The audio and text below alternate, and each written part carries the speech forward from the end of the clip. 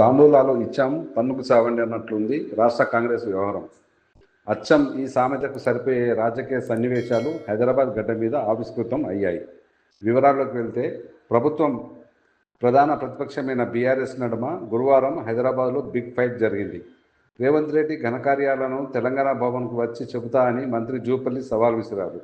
దానికి స్పందించిన కేటీఆర్, హరీష్ రావులు ఇన్ టైంలో వచ్చి కూర్చున్నారు. అదే టైంలో మంత్రులు పొన్నం ప్రభాకర్, వాకిటి శ్రీహరి బస్తీమే సవాల్ అంటూ గన్ పార్క్ అమరవీరుల స్తూపం వద్ద బహిరంగ చర్చ కోసం మకం వేశారు. అక్కడికి చేరుకునేందుకు మొదట హరీష్ రావు తెలంగాణ భవన్ బయట పోలీసులతో పెద్ద యుద్ధమే చేశారు. తోపులాట, పోలీసుల బలప్రయోగంతో హరీష్ రావు కింద పడిపోయారు. ఈ నాటకీయ రాజకీయ పరిణామాలు గురువారం రాష్ట్ర వ్యాప్తంగా హల్చల్ రేపాయి.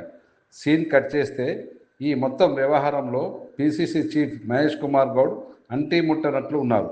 ఎక్కడా కనబడలేదు, పల్లెత్తు మాట్లాడలేదు. రేవంత్ రెడ్డి డైరెక్షన్లో మంత్రులు స్ట్రీట్ ఫైట్కు సిద్ధమైన వేళ మహేష్ గౌడ్ మాత్రం కూల్గా కూకట్పల్లి నల్లపోచమ్మ ఆలయంలో ప్రత్యేక పూజలు చేస్తూ అమ్మవారి సేవలో తరించారు. ఇది దేనికి సంకేతమైన చర్చ రాష్ట్ర రాజకీయాల్లో విస్తృతంగా సాగుతోంది.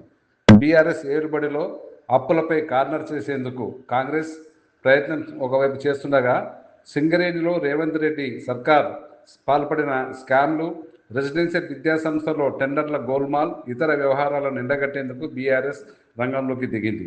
ఈ తరుణంలో పీసీసీ చీఫ్ ఇన్వాల్వ్ కావడం సహజం.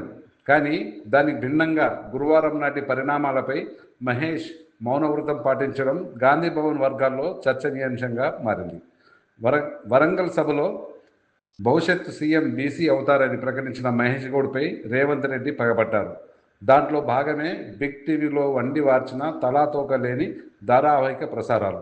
అవి మొన్నటి వరకు ఇద్దరి మధ్యల అంతరాన్ని పెంచుతూనే వస్తున్నాయి. దీనిలో భాగంగా నిన్నగాక మొన్న హైదరాబాద్ గడ్డ మీద 9,000 కోట్ల రైతు భరోసా నిధుల విడుదల కార్యక్రమానికి ముఖ్యమంత్రి మహేష్ కుమార్ గౌడ్ను పిలవలేదు. ఇలాంటి పరిణామాలు పీసీసీ చీఫ్ మహేష్ కుమార్ గౌడ్ శిబిరంలో నారాజుకు కారణమయ్యాయి. అందుకే చూద్దాం వాళ్ళు ఏం చేస్తారో అంటూ వేచి చూసే ధోరణిలో ఉన్న మహేష్ గురువారం నాటి పరిణామాలపై పట్టించుకోకుండా మిన్నకుండిపోయారని చర్చ సాగుతోంది. చూద్దాం తెలంగాణ కాంగ్రెస్లో ఈ పరిణామాలు ఎటువైపు దారితీస్తాయో కాలమే సమాధానం చెబుతుంది.